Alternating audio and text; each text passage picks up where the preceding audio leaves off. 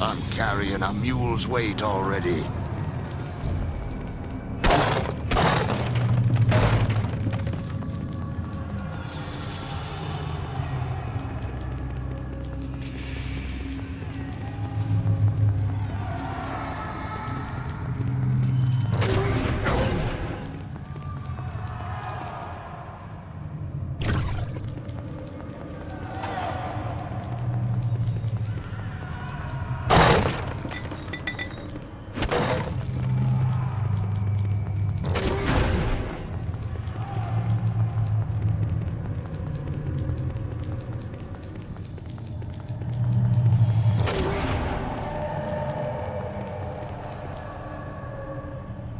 Your feet, they echo upon the flagstones.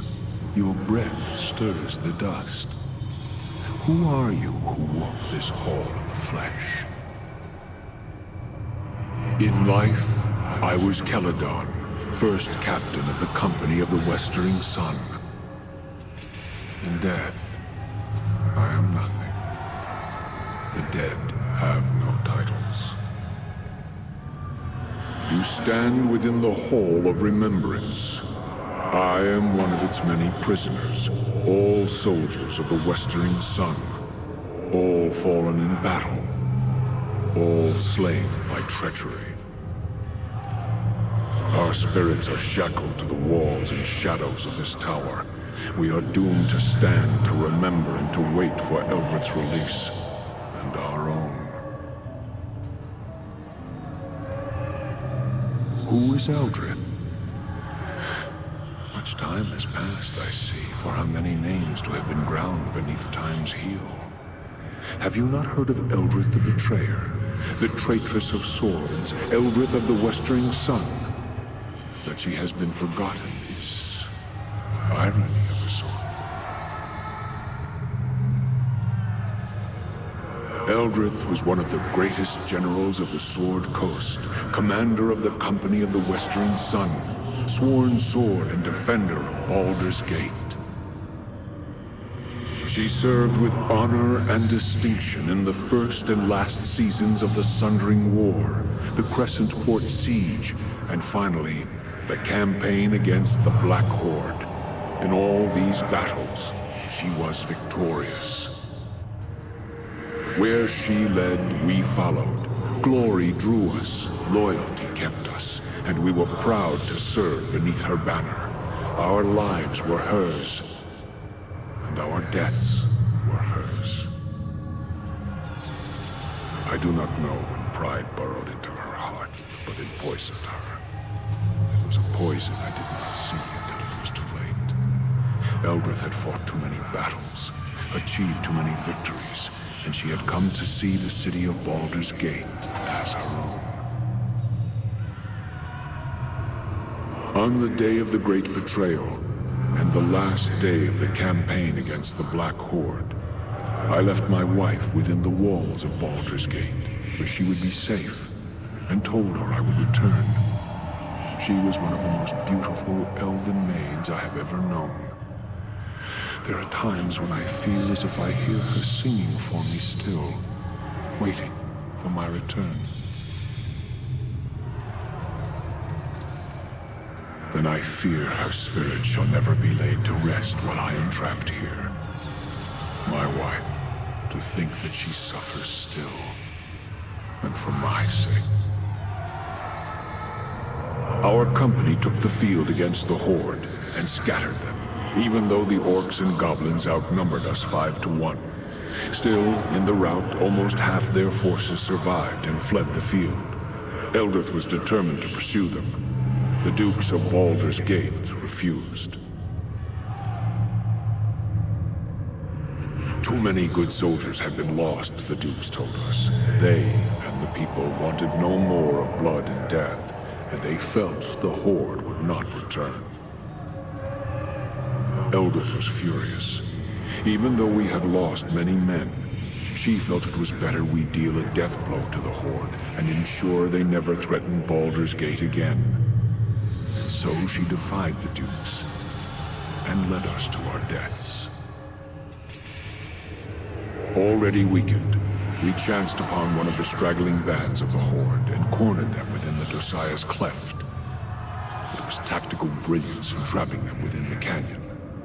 But in doing so, we gave them no choice but to fight us. Backed into a corner, the Horde proved more vicious than we had anticipated.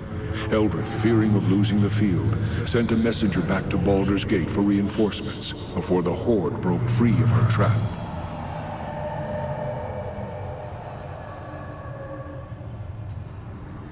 The reinforcements never came, and the Horde overran us. Eldrith survived. I survived. Many of the company of the Westering Sun did not.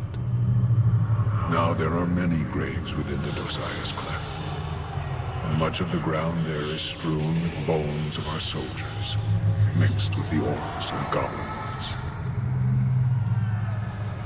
Eldrith became a thing, a creature consumed by fury.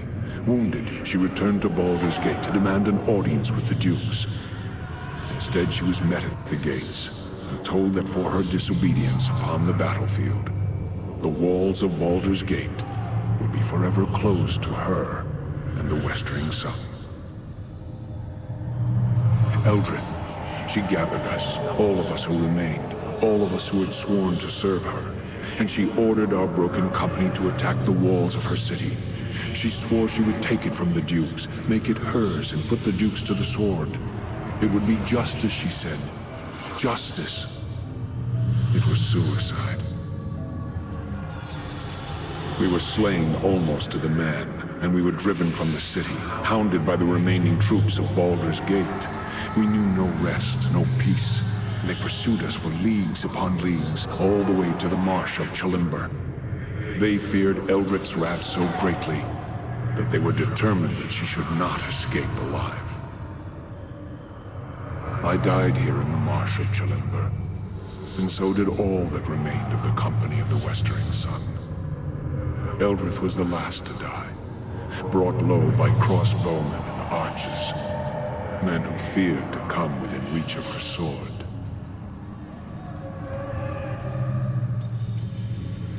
Even against death, Eldrith's fury prevailed.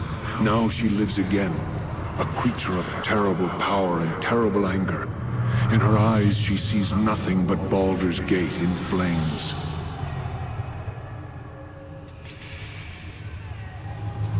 You will find her at the top of this tower, at her watch, waiting for battle. She knows you are here. She has attempted to seal you within this hall, as the stones of the Onyx Tower obey her will. But even as she is the mistress of the tower, our spirits are part of the tower as well. I shall allow the stones of this hall to part so that you may reach her, and I pray, kill her for the last time.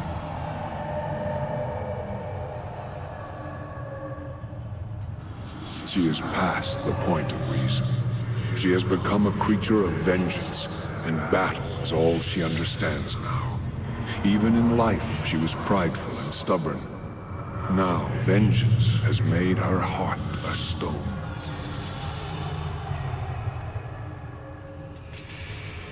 I pray the gods favor you. If not, then I fear no one shall be able to stop her.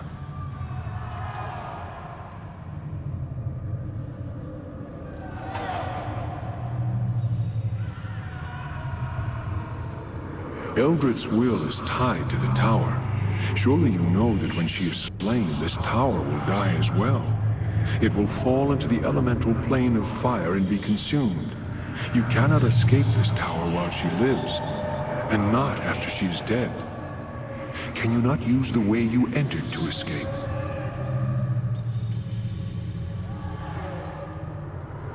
The tower itself touches many places, other planes of existence, even creates gates to them. Perhaps there is some manner by which these gates may be used to escape. But I do not know. She is a creature of death now. Great powers are hers to command. If you go to face her, then you must be ready in both mind and body. Take your greatest weapons, arm your mightiest spells. That is all the advice I can offer you. Be careful should you choose to lock steel with her. Eldrith was one of the greatest swordsmen ever known, and hers is a murderous will. Be careful you do not approach within striking distance of her blade, or the battle shall be over for you. Still, Eldrith has given much of herself and her spirit to this tower so she could command it. Perhaps you may find strength to defeat her by turning this link against her. If this tower is linked to her, then a blade forged from the walls of this tower and constructed on the Black Forge may be your greatest weapon.